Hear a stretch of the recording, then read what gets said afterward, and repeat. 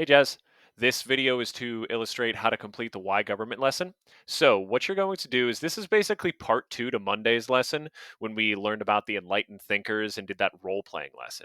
So we are going to more information about Thomas Hobbes and more information about John Locke.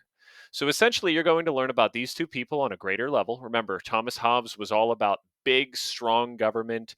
He feared people having too much freedom because he thought that the state of nature. They would fall into this state of nature without government to control them, which means that they would fall back into their primal ways of stealing everything and taking anything that they wanted. There wouldn't be any order. Think about Animal Planet, the state of nature, every man for himself.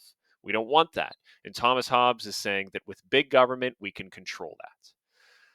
You go down to John Locke, he's similar. He doesn't think the state of nature is good, but he also doesn't think that big government is good. He's saying that you can avoid the state of nature without having a big government. He still thinks people should have freedom. He still thinks that people should have rights that cannot be taken away, um, but he avoids the state of nature.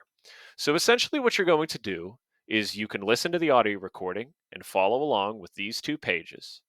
And then down here, you will see that this is just a fancy way of illustrating each person's perspective on these topics. So John Locke says, "Hey, Thomas, what are your thoughts on the state of nature?"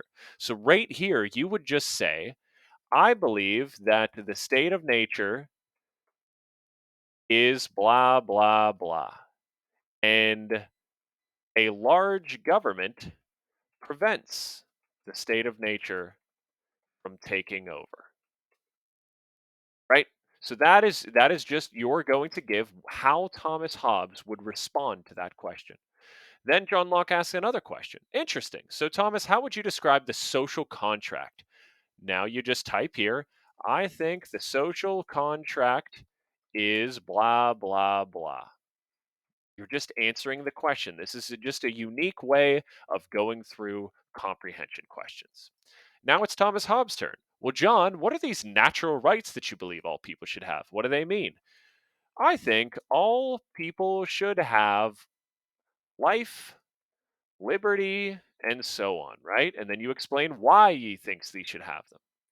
Then the final question is, I see. So, John, what are your beliefs on the state of nature? I agree with you. I think the state of nature is blah, blah, blah. Okay, so make sure that you give context to this. Make sure you cite evidence from our reading. But in general, you're just answering basic comprehension questions from a person's point of view.